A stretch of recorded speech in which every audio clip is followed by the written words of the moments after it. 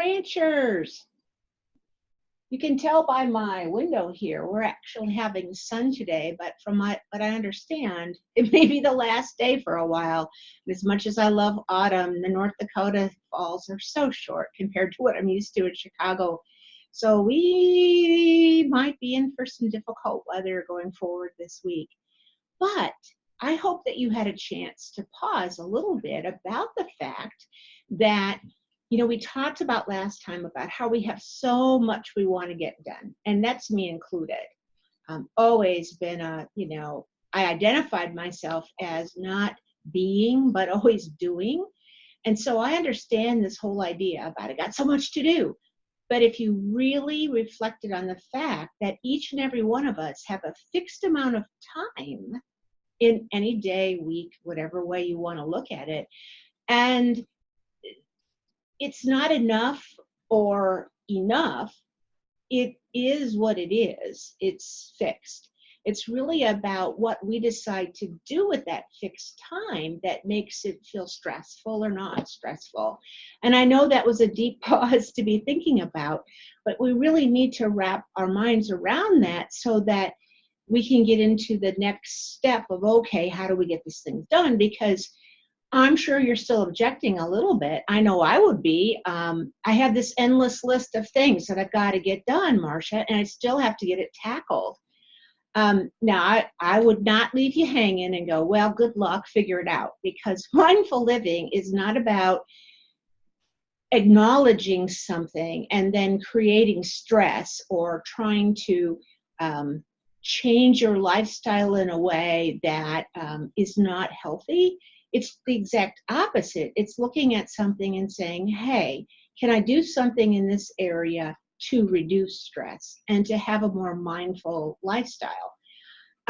If there was not a meaningful way to accomplish my list of to-dos, believe me, I would totally be stressed out too. So if we get a realistic amount of time, okay, realistic being a key point here, and the actual amount of things you can do during that time, and you might find that you need to reduce here, then we need to get started on this realistic recognition, and let's see how we can actually get stuff done. So the key here, I'm going to repeat it again, is we can mindfully work with this new reality of wanting to be more mindful and less stressed. But we have to remember there's a fixed amount of time and a limited amount of things that can be done.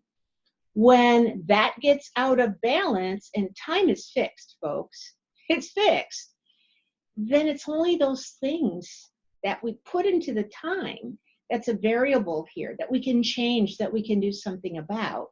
So I'm going to share with you in the next couple weeks, we'll do a couple today and then we'll finish them off next week, 5 suggestions as you develop this new behavior for a mindful lifestyle that I actually did and repeat and review to help me when I start to feel like my calendar is just stuffed. Number 1, first recognize the things that you must. Now, it was easy for me to say I must get everything done, but you really need to look at what must get done. What on your list are the things you have to do no matter what? For example, you might put on your list, and I suggest you actually making this list, not just thinking about it here while I'm talking, because it'll give you a more detailed idea of where your time is going.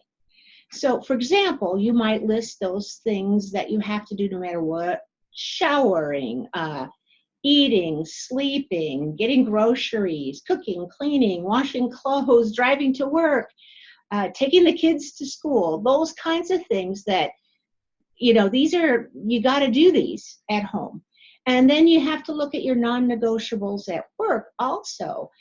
For me, you know, Tuesday meetings, my daily calls, you know, what do I have to get done? You know, my meetings with Joy, for example, that's not a negotiable thing. It's a must. So I have my lists, And here's where a little math comes in. How much time does it take to do these? Now, you just kind of approximate this the best that you can. But a good estimate, is that I should have 8 hours of sleep and then about 4 to 7 hours of non-work things. That's kind of what I found when I did a little bit of my research. And that really depends on if you have a family or you have increased non-work obligations, like maybe you're taking care of a parent. I mean, you really have to change that 4 to 7 hours of non-work things. And then you have to figure out how many non-negotiable work things you have to do. And really, you'll be looking to see, like, does that fit into an 8-hour work day or whatever your work day is? So yeah, you have to do a little math here, but it will give you perspective on the things that you must get done and how much time that takes. Now, number 2, once you've got the musts, now you have to see how much time you have left.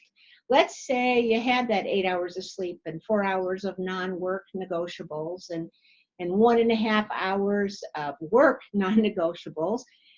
That will leave you with about 10.5 hours, if I've done my math right, to allow for each day.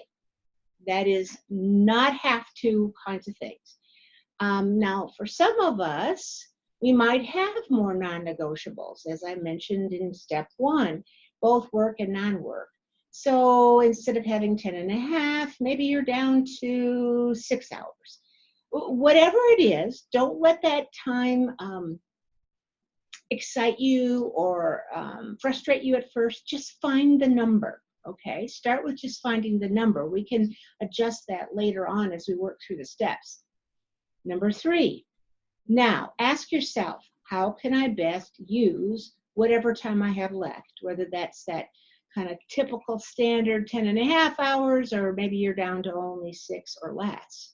So with that time you have to allot for this big pile of tasks and things that you want to do and things you want to read and things you want to watch, how will you best use this time?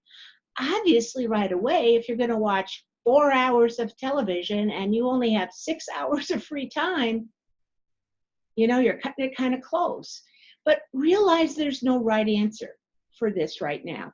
We're just going to ask the question. So I'm thinking for me at work, I spend a chunk of it, and this is my non-negotiable. This is stuff that I choose to do, writing, responding to people. I like to write thank you notes as well as emails.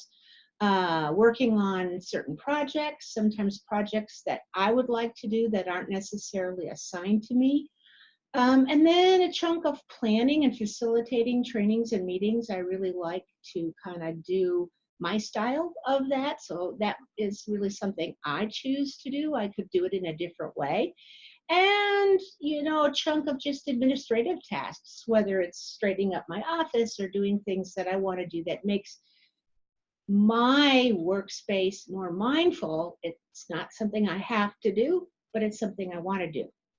Then I look at home, and for me, well, I have to first say I want to allocate time for my meditation or my formal practice, because if I don't kind of put that on the top of the list, since as much as I wish it was ingrained, and I wish I could tell you that after all these years, like I wouldn't miss it for the world, I still can say, well, I'll just skip that.